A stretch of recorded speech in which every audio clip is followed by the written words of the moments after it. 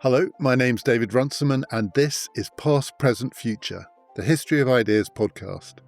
Today, it's the first in a new series of conversations exploring some of the biggest questions of all. What does the future hold for us humans, as a species? And we're starting with nuclear weapons and nuclear war. I'm going to be talking over 3 episodes to SM Amadae, Sonia Amadae, who is director of the Center for Existential Risk and has spent decades studying nuclear weapons and the thinking that surrounds them. Today, we start by asking what changed for all of us in August 1945.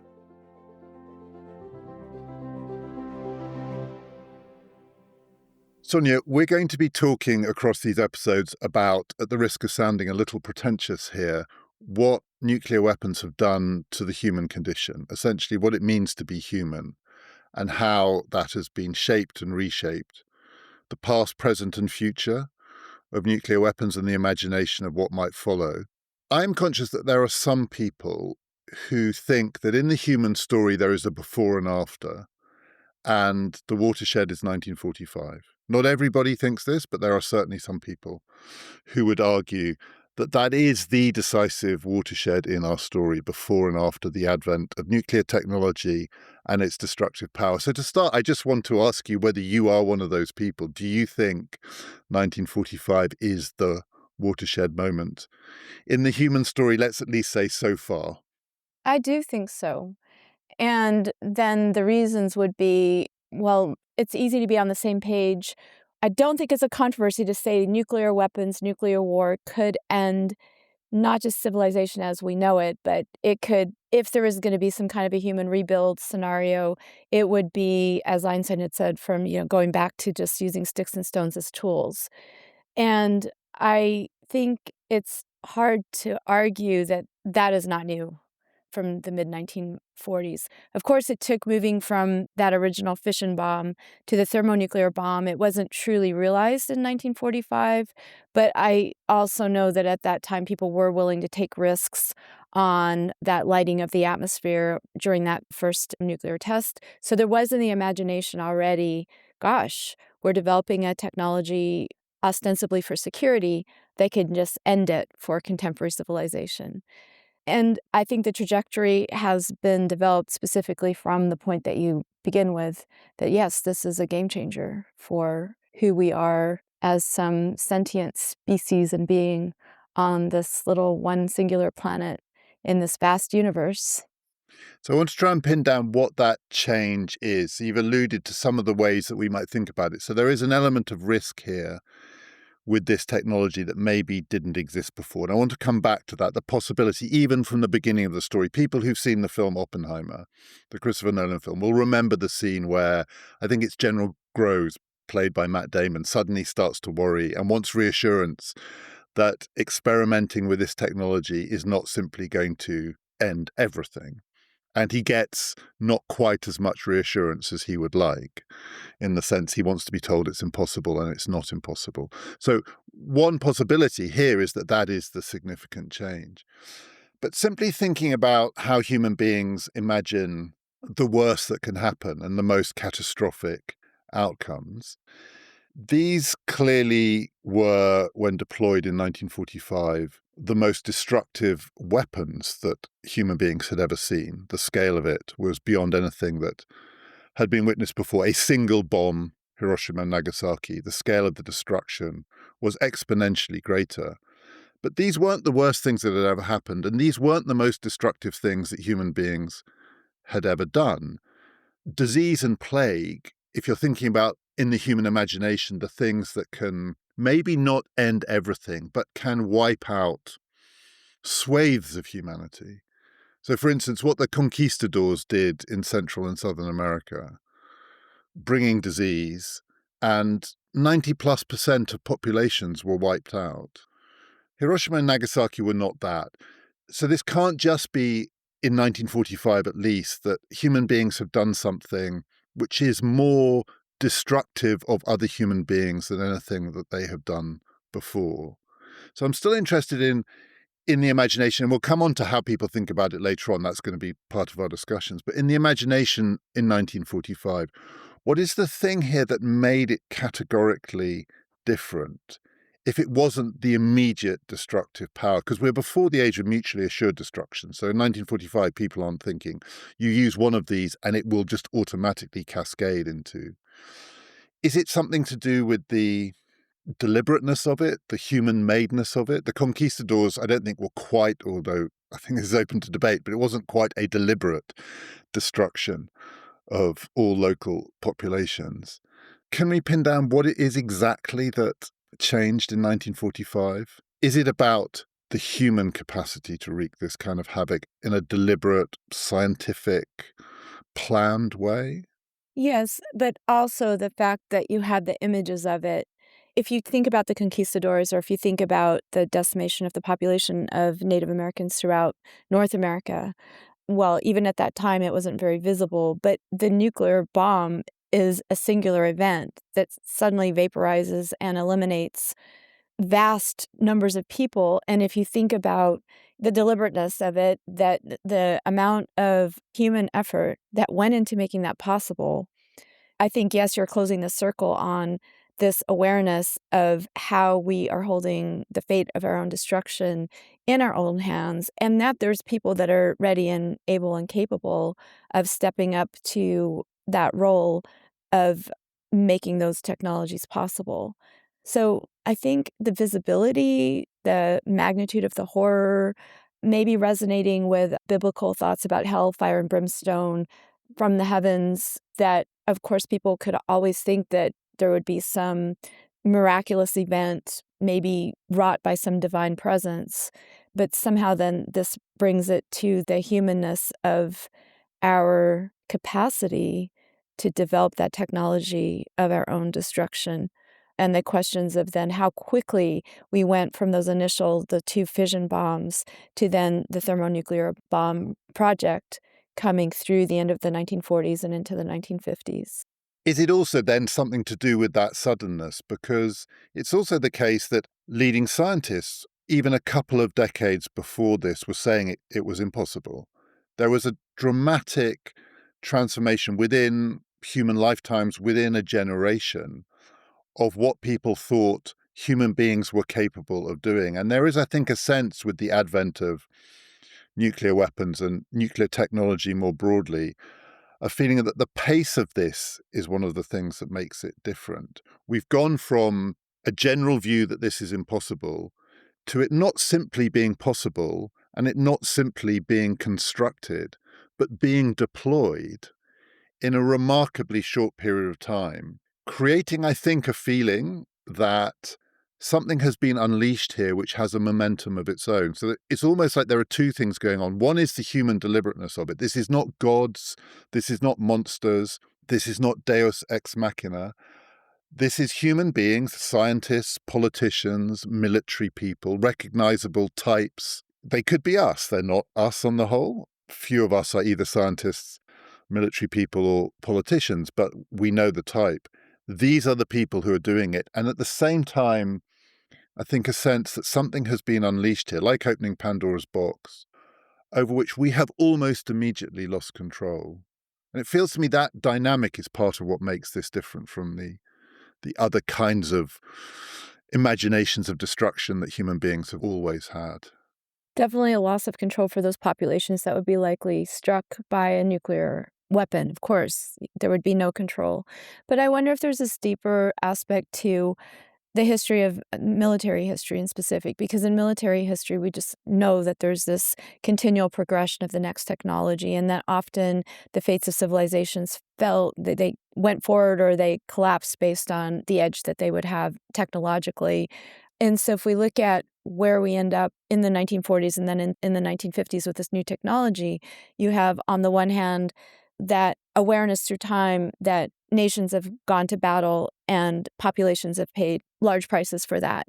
So where do we end up then in the 1940s and the 1950s? We end up with seeing firsthand that continual pressing forward of technologies of destruction, then definitely by the 1950s, we get to that point of the potential mutual assured destruction of everyone. So if you look at military history and then you look at this development of this weapon, how do we not then come to the conclusion that it's inevitable unless something changes about human nature, international relations? How is it that we won't be now necessarily building weapons that will be used? Because that's what we've seen looking backward. So I think that loss of sense of control is also when we look at analyzing how can we take a different trajectory? How can we take that trajectory where we cease taking the next step in military technology development and solve this security dilemma, for lack of a better word, that seems perennial and seems to just have been us with the dawn of civilization. So that's making the topic a bit more grand in terms of its philosophical history, the history of science perspective, the military history perspective, but it does point to that sense of complete inevitability that somehow if you have these technologies and you keep pressing your military edge, it seems like there's no plan to avoid that fate that we can all rely on, that we won't just end up in a nuclear conflagration. And how much of that came out of the fact that almost as soon as these technologies were created, they were used. I think one of the hardest things for us, 80 years on, is in a way, and I think I've internalized this a bit, the story is their non-use, in the sense that immediately they were created, they were used twice and never since.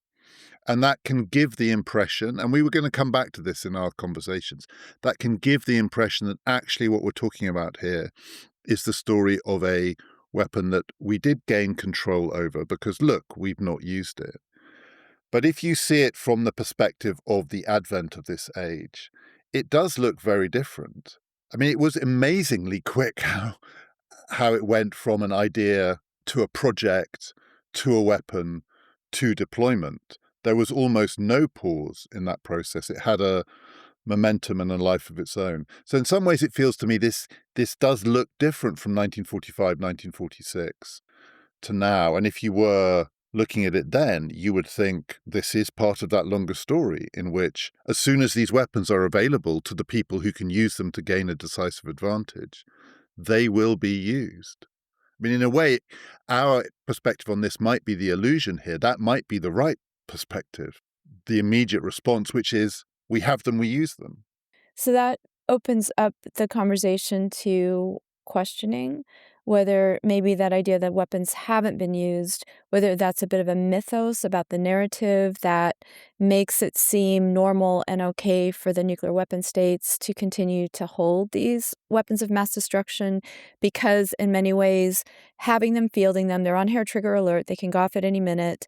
If you count the number of times when it's asserted that the U.S. does hold that threat over countries that they could be facing nuclear destruction. It's in the nuclear security posture of the United States. It's also in the NATO first use posture that in a way the weapons are continually being used. They're being maintained. They're ready to destroy all of us.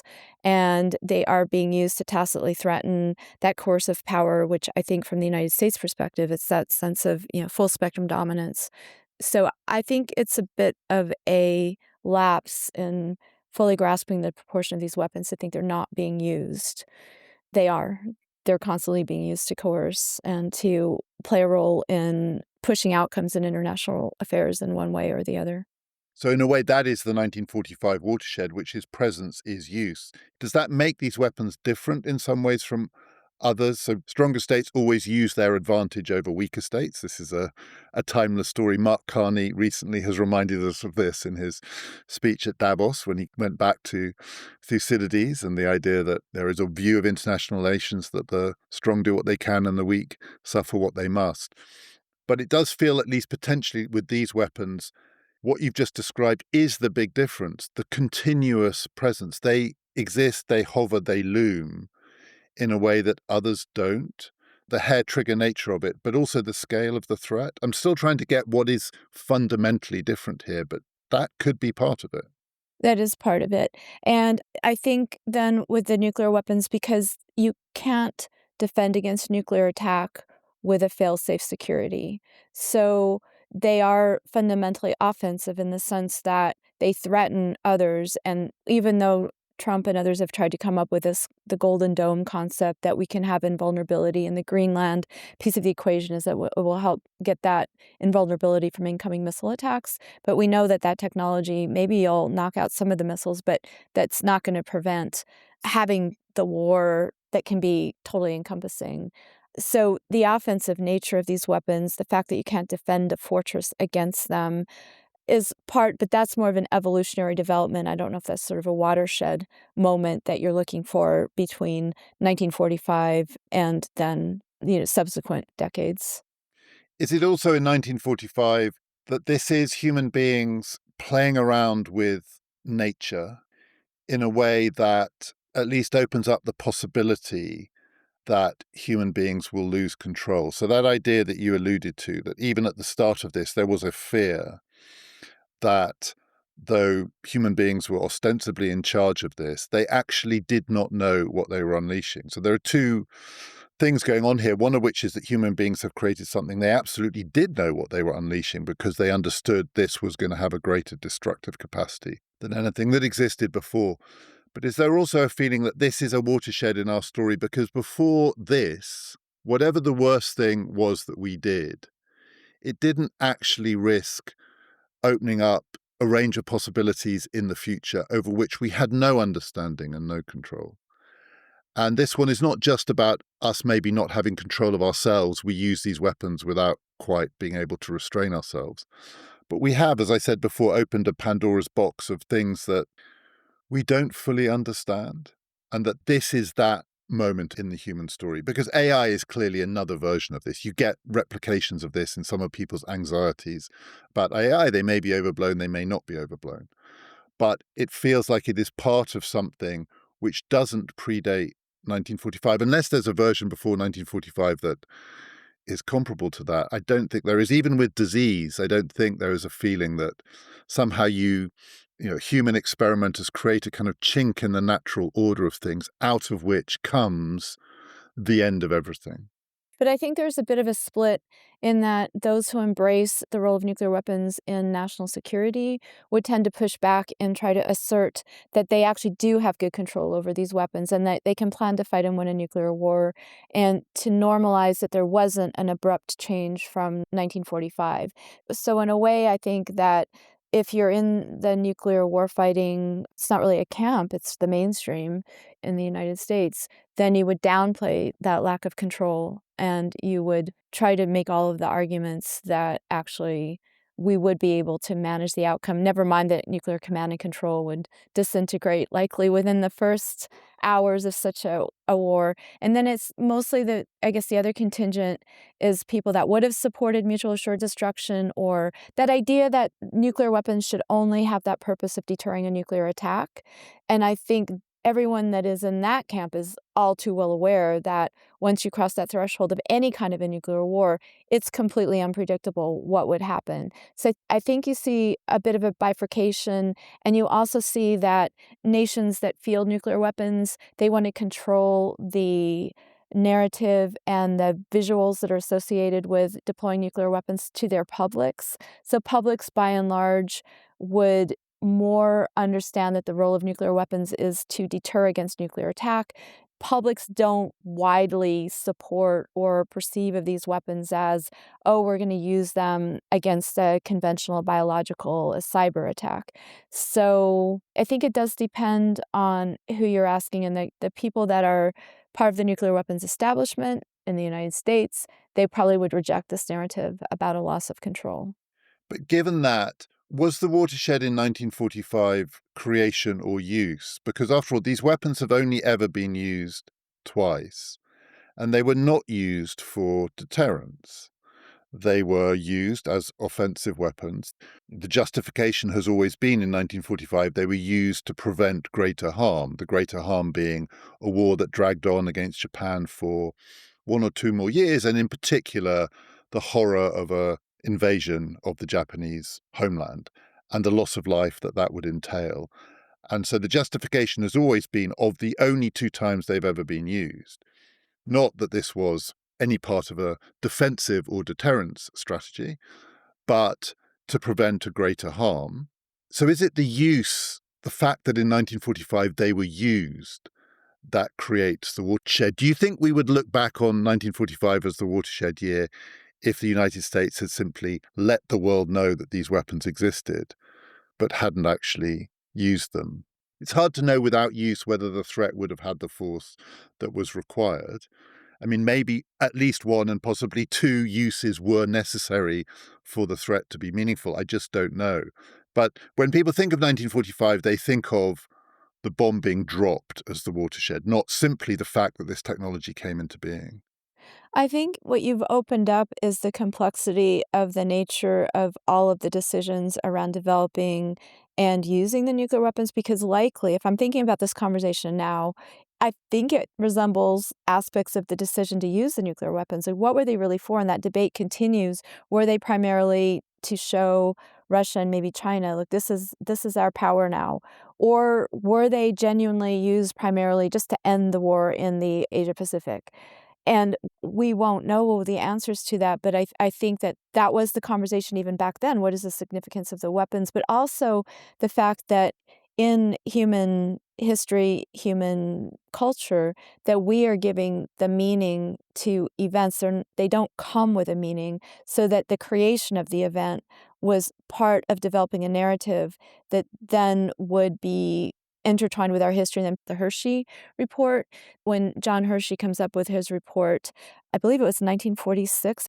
In a way, that was an attempt to control the narrative, to wake people up that these are the consequences of these weapons, while from the U.S. perspective, they had actually attempted to censor what the Japanese public would even know about what had happened. So that I think that we have to understand that what we're looking for in terms of that rupture, in terms of the human imagination, human consciousness, human capability, that we're also wrestling for the narrative about what is the best way to try to understand the significance of this technological development. And wrestling for that narrative continues to be a powerful part of what we're all doing when we're working on that project, whether it's addressing and mitigating existential risk, or if it's being wedded to the idea that we need these weapons for national security, as the nuclear warfighting strategists would hold in the United States. What you say there is really interesting because it's almost as though there were two contradictory communication goals here. One of which is to let the world know when the United States developed this weapon and then decided to use it. One of which is to let the world know the horror, the utter horror of this, so that the scale of it could have the necessary cowering effect on America's rivals and enemies. And secondly, to limit or conceal the horror of this so that people, particularly presumably in the United States, didn't fully understand just how terrible these weapons were. So the John Hersey Hiroshima story is interesting. I hadn't appreciated this until quite recently.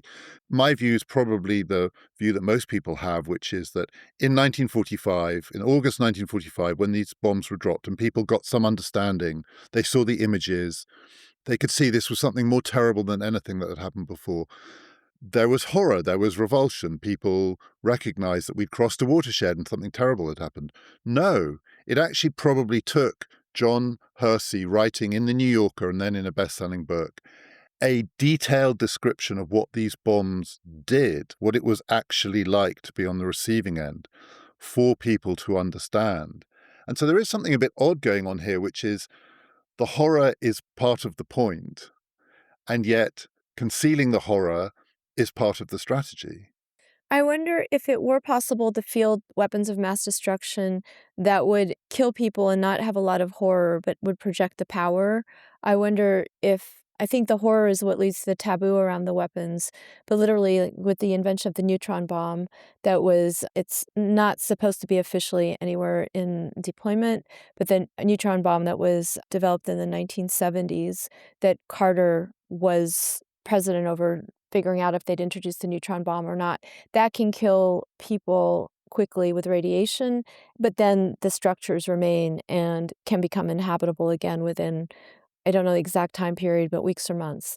And that was really controversial because it seemed to have that devastating power without the horror. So it's interesting to think about the power of the weapons for national security purposes or for projecting national power versus the fact that they come inherently with that horror. And I don't know to what extent we can tease them apart. But in any case, I think the power of the weapons to be cataclysmic, the loss of control, the idea that we're inventing weapons that can end human civilization. And I think you alluded to this at the very beginning. Maybe the capstone of all of that is, why is it that publics and citizens in these nuclear weapon states, why is it that we're okay with, as a national security strategy, that we would risk that? But it's inherent to these weapons that we manipulate existential risk as the tool of projecting power. And I don't know what to do with that in my own head because I just don't understand how we can think that is a pathway forward for security. And that's partially why this is forefront on my agenda, if not daily, then weekly, to try to understand that. But that raises a really interesting question about what human beings are and aren't horrified by. So I remember the neutron bomb as a child in the 1970s. I was a child, and I remember, to me, it was the scariest thing of all. I mean, that was the one that gave me absolute chills because it seemed so obviously manipulatively cruel and destructive. There was something sci-fi sinister about it in the way that, and it's hard to know how to express this, but I think even as a child, I was aware of what had happened at Hiroshima, and it seemed commensurate with the thing itself that it should be so horrifying. The idea that a military strategy might be devised to kind of sanitize utter human destruction, that was scarier. And that has something to do, I think, with one of the features of this watershed is that the way it transfers power to a small secret group of people, a kind of cabal, the military, nuclear establishment elite. And the feeling, the terror that comes from thinking these are the people who are going to decide our future.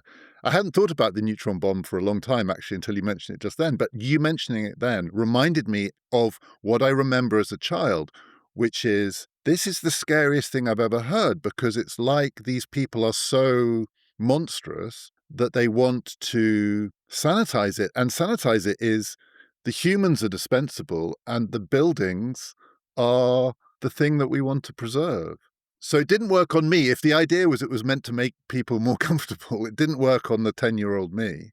No, and it was so controversial that it was taken off the shelf, at least of the public imagination, even though you could use that bomb and field it.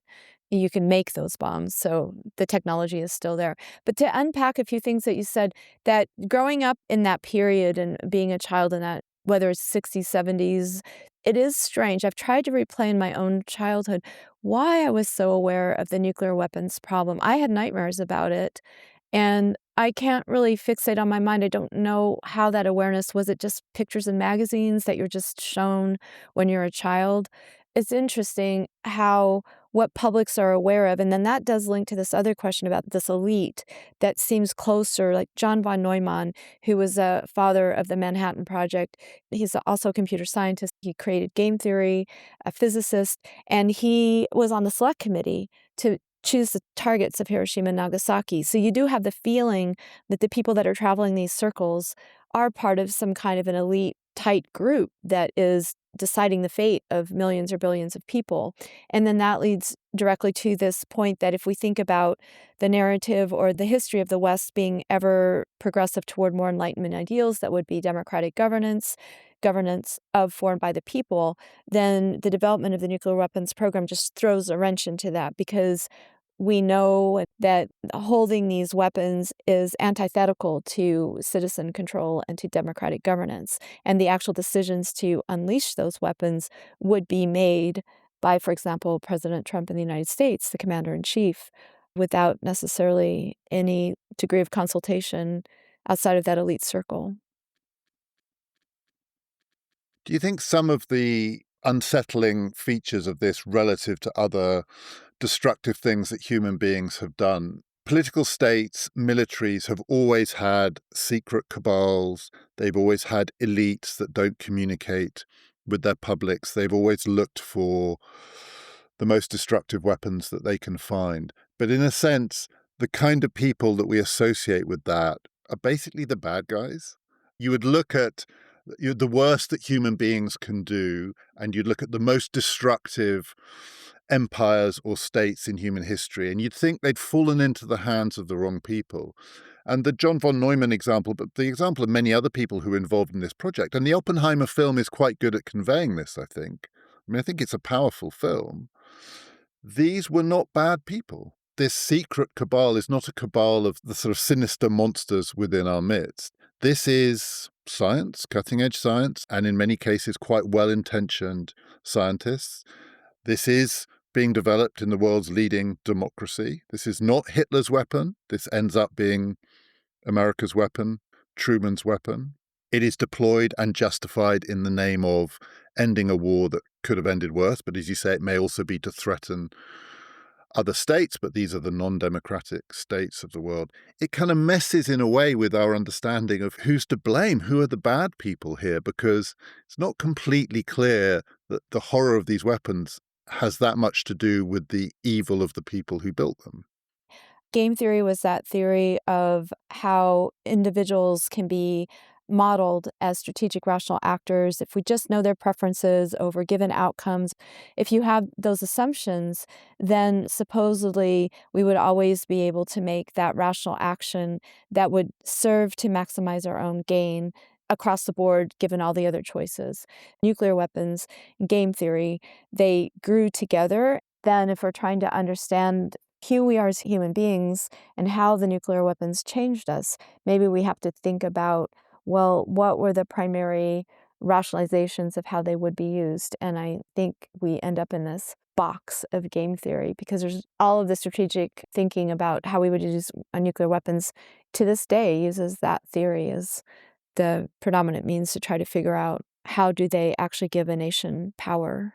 So does that mean that the thing that we stripped out by adopting that approach was the idea that the way to think about the malignancy of this new, terrible, destructive force that we'd created in the world was to think about malignant human beings? So game theory does not start from the premise that the big problem is bad actors.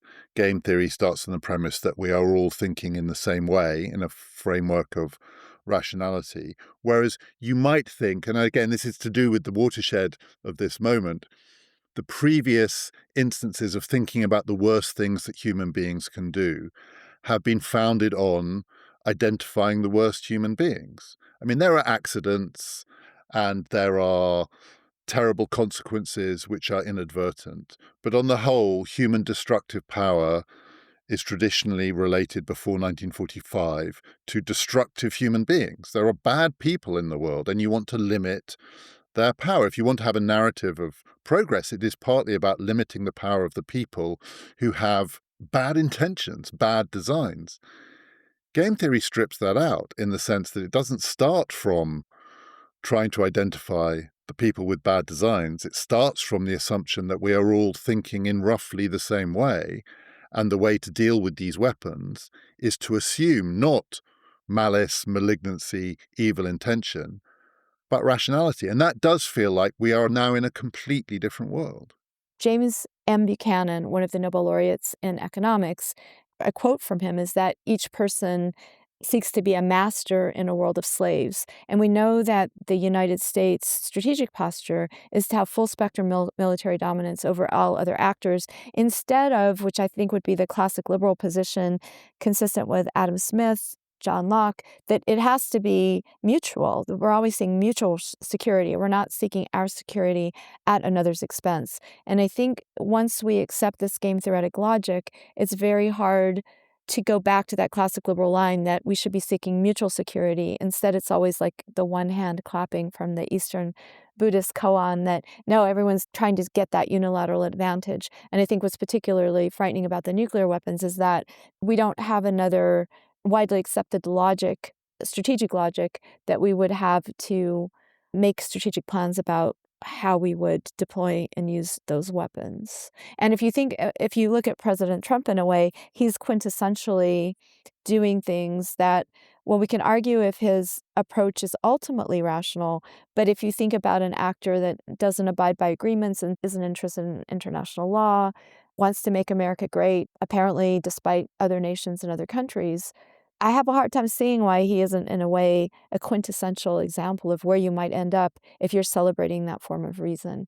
Do you think, in a way, there was something inevitable about the fact that once these weapons came into being, given their horror, given in all the ways that you've described, it sort of doesn't make sense that once this happened, anyone would be comfortable with it.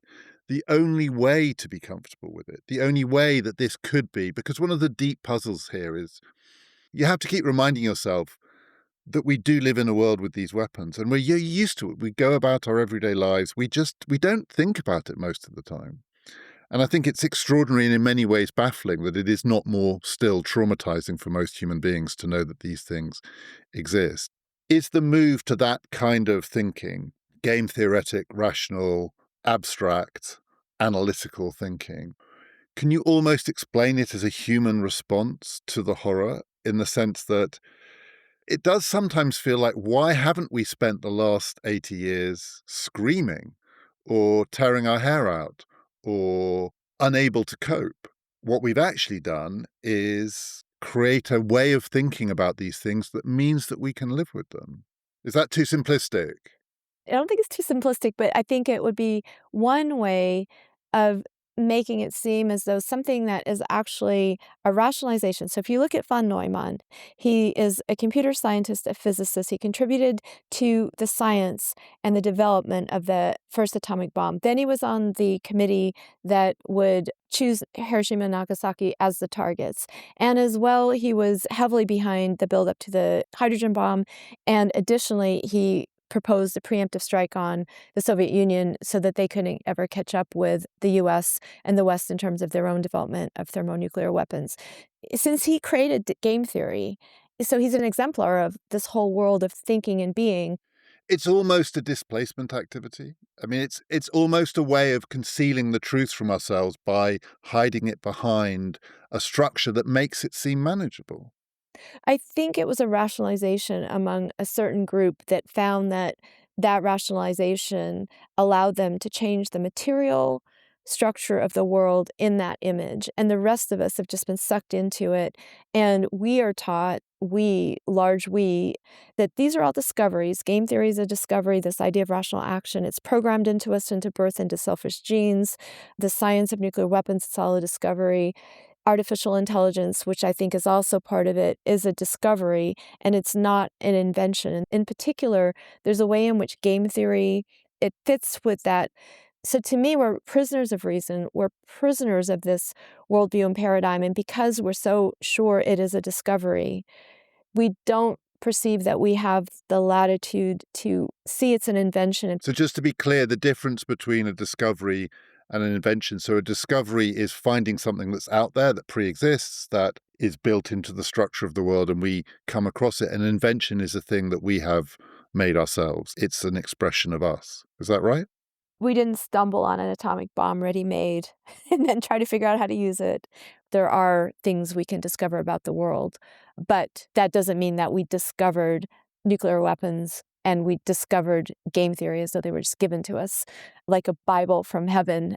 So I want to ask you what is maybe a simplistic question, but I'm still interested to know the answer, which is, do you think von Neumann was a bad person? And that trajectory that you described from being involved in the invention through to taking decisions about the deployment, through to championing the acceleration, through to contemplating a first strike use to not deter, but actually to destroy the capacity Soviet Union. It should be said, other people who flirted with that idea include Winston Churchill. Some people think he was a bad person, but a lot of people don't. But to go back to what I was saying earlier, if you look at von Neumann, central to this whole story and that trajectory, that arc of his, I suppose, accommodation with this weapon, how do you read it? Is he someone who is doing it step by step? If you took him to the end of the story and then went back in time to the beginning, do you think he might have resisted? Did he sort of acclimatize himself to this? So if he's not a bad person, how did he end up creating the conditions for the destruction of all humanity? Let's say he believes that a lot of this is discovery and that there is a way in which humanity will keep trying to make the next worst weapon in terms of its ability for destruction, then I'm pretty sure that in his analysis, he would have thought this is just absolutely essential and necessary. And that if you look at game theory and strategic rationality, and if you plug in the information, like let's say the United States wants to win wars and not to lose wars, for example, and these are non-controversial national goals. And I think that was true over Germany, for example. No one seems to look back and say it would have been better if the Axis powers had won. But then I think he would have thought it was rational, and you couldn't deviate from that without becoming a sucker or just losing track of your rational response to what was going on. So I think for him it would have just been a matter of sheer rational necessity or logic. I think it's wrong to then characterize him as a bad actor. I don't think that's helpful.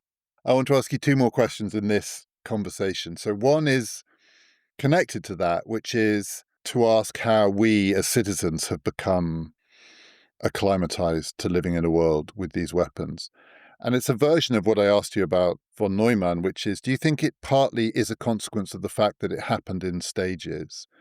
We can call 1945 a watershed, but it wasn't experienced as such at the time. So this is really with hindsight. And even that story about Hershey's Hiroshima, so it came out in, I think, August 1946 in the New Yorker. So there was a year gap. So first of all, these weapons are deployed, but they're deployed at the end of a war in which there is obviously connected to the use of these weapons on the part of the nation that used them, enormous relief. These weapons are also a deliverance. They're not just horror and the end of things. For many people, they were lifesavers. And for at least a year, there didn't seem to be in the American public a clear understanding of what the destruction was. And Hersey shifted that. People started to understand the Japanese are human too. It could be us. It could be anyone. We can start to imaginatively think, what would it be if this bomb dropped on Chicago, not Hiroshima? And there became an understanding of that, but it wasn't immediate.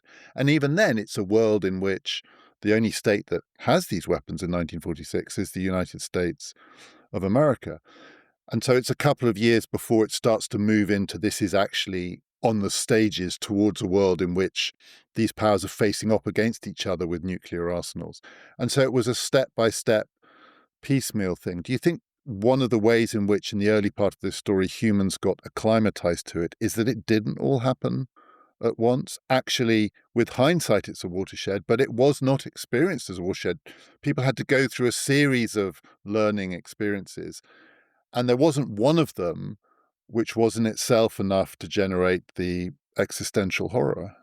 I think first, just to think about a plurality, so you could have Thomas Schelling, Albert Einstein, Hermann Kahn, Robert Oppenheimer. You could also see that as individuals in this rather complex, including von Neumann, who we already talked about, but individual interpretations, I think, show how nuanced this is. So Thomas Schelling, who was a very hard-nosed realist about how he approached problem solving, and he was in the Department of Defense. He did receive a Nobel Prize later for his work on game theory. But I think he thought that we have to look for the opportunities here, and he really thought that if we just use nuclear weapons for deterrence against nuclear attacks, he was really optimistic that we could have arms control and that we would be able to back off that nihilism that comes with embracing that risk for mutual annihilation. Einstein, of course, was horrified, and he said that, well, he may not fully know the weapons that World War III will be fought with, but he's sure that World War IV will be fought with sticks and stones. Then you have Hermann Kahn, who was the major proponent of the nuclear warfighting position, and he thinks we just have to get out there. We're lame doves if we don't just rise to the occasion and get ready to fight this war, that we're lacking some inherent grit. And then Oppenheimer, I think, he thought he was rising to that occasion at first, but then horrified that why is the U.S. continuing to develop these weapons when there's not a clear alternative? It's not an arms race yet, not at the end of the 40s. But I think then if you look at the publics, the education of the publics from Hershey to the movies The Day After that was effective in the Reagan administration. During the Reagan administration, when people watched that film, it led to the massive peace protests in the 1980s, so that publics were aware and they did play a role and they were horrified and they didn't want to support government fielding of these weapons, whether it was in NATO allied countries or under Reagan in the United States. But then if you watch what happened after the fall of the Berlin Wall, you see that optimism about the end of the Cold War, that there'd be the peace dividend.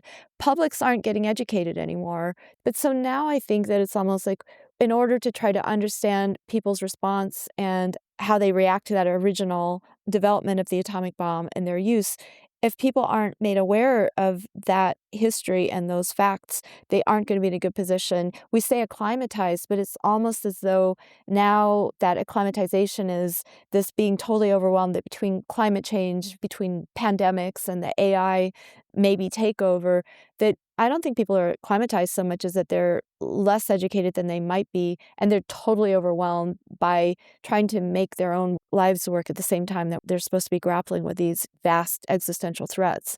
So who is acclimatized? It seems to be the people that are behind the nuclear weapons establishment, that are the ones that are either in the military industrial complex, in the industry of it somewhere, or have the leadership roles or strategists. They seem to be the ones that are quite acclimatized to seeing the world from the perspective of the inevitability of having an arms race and the inevitability of having some type of a nuclear war sometime in the future. So we're not acclimatized so much as oblivious, you would say. Yes, I think my students who are young, they haven't been taught all this information. If you think of Carl Sagan, Daniel Ellsberg, that generation of people, Robert Jervis, these people who really knew because they were going backward and forward. They were scientists that had that information and they were close to power and they were constantly trying to warn publics. And now that generation, they're gone and it's falling on the next generation. Education, information. We need to solve the nuclear security dilemma. None of this is inevitable. We probably need a much larger compass for how we're understanding rationality, human life, what we discover, what we invent in order to satisfactorily address this. So in the conversations to come, we're going to talk about in more detail about the development of this whole approach and the ways in which the relationship between nuclear weaponry, democracy, and public opinion have played out. But I want to ask you one last question about the watershed of 1945, which is, I think, often neglected in this. But two things happened at the same time with the advent of the nuclear age: nuclear weapons and nuclear power. These two things go together. And it seems to me one final possible answer to what makes this different from previous transitions in the human experience and destructive power and destructive potential is not just the scale of it and not just the possibility of final annihilation, but at the time and since, there has at least ostensibly been a possible good news story that goes along with the bad news story for the advocates of nuclear energy and nuclear power, which is this could be cheap, it could be made safe. People will argue about that, but park that for now. It could be made safe. This could be a real breakthrough with huge net positive benefits. And though arguments about nuclear energy continue, what seems to be different about 1945 and the world that we had entered into is that whatever the good news is, however you understand it, it is inseparable from the catastrophic news. This is the same technology. When we transitioned into an age of oil, or when we, before that, transitioned into an age of coal or whatever it was, you didn't see coal or oil as simultaneously something with benefits and potentially the thing that would end everything. But in 1945, we started a version of a story, and we see it with AI now. So it's another version of another existential risk, which is that it could be the thing that promises the benefits is also the same thing that will kill us all.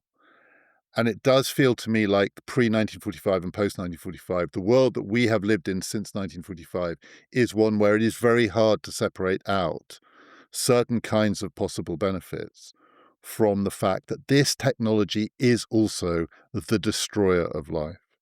That question of the relationship between nuclear weapons and nuclear energy is so deep, whether it is theoretical, whether it is what is going on in those nuclear power plants, if it is also with the Nuclear Nonproliferation Treaty. First, yes, it's so interesting that the seeds of our own destruction might also have those seeds of our own salvation. Many of the people that are looking at climate change and looking at the increased energy demands even before AI, developing countries don't want to give up on their electricity or their access to power. Now you have the AI demands that are just exacerbating that level of demand incredibly. So many experts in the fields of energy now think that nuclear energy has to be part of nations' portfolios of how they're generating power. We're up against the ceiling of how much CO2 can be in the atmosphere. So that whole scenario of salvation. But if we keep backing up to the beginning of your question, most publics are very opposed to using nuclear energy because it is associated with weapons, it is associated with waste, it is associated with accidents, so that it's not so clear that in the public mind that weapons for peace, that project has been successful. Let's backtrack then to the NPT, the Nuclear Non-Proliferation Treaty. That's super interesting in terms of the articles that it has. So every nation on the planet is supposed to have the right to have nuclear energy, but then they have to sign to two provisions of the Non-Proliferation Treaty, unless they're a nuclear weapon state, that they won't be using any of their reactors to develop weapons-grade material, and they won't pursue any nuclear weapons projects, and they're open to monitoring and to ways to ensure their compliance. So in a way, this treaty on nuclear weapons, it has this apartheid that there's the nuclear weapon states, and they can use their reactors to develop weapons-grade plutonium, but then the rest of the world, they're on this leash to just have nuclear power without introducing any attempts to develop for military purposes. Then backstep even further, 1970s in the United States. Carter, when he went into power, he had really wanted James R. Schlesinger, who had been the Secretary of Defense under Nixon, and he was a nuclear warfighter. Carter had wanted him to be the Secretary of Defense, but his Democratic colleagues in the Senate wouldn't approve Schlesinger. So Carter put Schlesinger in charge of the Department of Energy in the United States. The thing with that was that the Department of Energy that's the body that controls the reactors. It controls the reactors that are making the upgraded plutonium isotopes. And as it turns out, it also controls where all of the nuclear weapons are. They're under the auspices of the DOE when the nuclear weapons are developed. So that in the nuclear weapon states, even though publics are taught that there's this complete red line, bright line test between atoms for peace and military purposes, it's actually not that way in the States. Like if you look at the United Kingdom or if you look at the U.S., it is actually through the Department of Energy that you get these radioactive isotopes of plutonium, and you actually are building your weapons. So that's quite an interesting way that I think shows, if we go back to the beginning of our conversation, what is the meaning of those initial strikes on Hiroshima and Nagasaki? It is very nuanced from the different perspectives, and yet throughout you have this effort of the people in the military that are fielding these weapons to rationalize, to sanitize, to sort of hide the way that all of these processes are actually happening from public perception knowledge. And so in a way, it's almost as though there's always two things going on here. It goes back to that point that the dual goal of having these weapons is both for people to know the horror and for people not to know the horror. And it's as though the way in which it's going to be possible to live with these weapons is to separate out the destructive from the creative or even salvation-like qualities of this technology. And yet the only way in practice to live in a world with this technology is that those lines will inevitably be blurred, and then the politics will be blurred. So one of the very interesting features of how publics think about this is it can be easier to galvanize people against nuclear energy than against nuclear weapons. Obviously, there have been periods where publics have been very exercised by the risks of nuclear war, but there have also been astonishingly long periods where that is just not an issue in domestic politics. But nuclear energy is almost always, if a skillful politician knows how to galvanize publics, you can get people to be anxious about that. So to me, one of the most extraordinary features of living in the nuclear age is this double quality to everything, which is the horror and the sanitization of the horror go together in almost every aspect of this. And I don't know if that's different from what it was like to live in plague-ridden Europe or whatever, but I suspect it is different in some fundamental way from what it was like to live during the Black Death or something. The periods of horror in human history that we are aware and simultaneously profoundly unaware at the same time. And it could be that the existential risk of climate change, well, it would probably be global catastrophic and maybe not X risk, because even if the climate changed dramatically, something's going to survive. I don't know what human civilization will look like. But it may well be that if we have the current trajectories of power demand, it may well be that we need nuclear power and that we'll have to address the waste challenges, because we can't keep putting CO2 in the atmosphere and then expect that we're not going to have radical shifts in climate. It would be nice to think we could solve the energy problem and the nuclear security dilemma by having a different framing of rationality, for example, about the significance and the meaning of those strategic doctrines that keep those weapons fielded.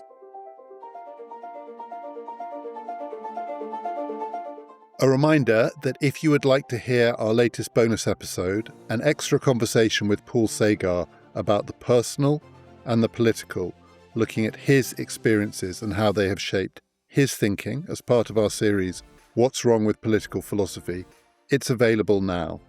To get it, all you have to do is go to our website, ppfideas.com, or click on the link in the show description. PPF Plus costs £5 a month or £50 for the year. You will get instant access to all of our bonus episodes. The one with Paul is number 46. The other 45 will be there waiting for you. You will also get 2 more bonus episodes every month, plus ad-free listening and automatic sign-up to our fortnightly newsletter, and you will be supporting this podcast. Sign up now.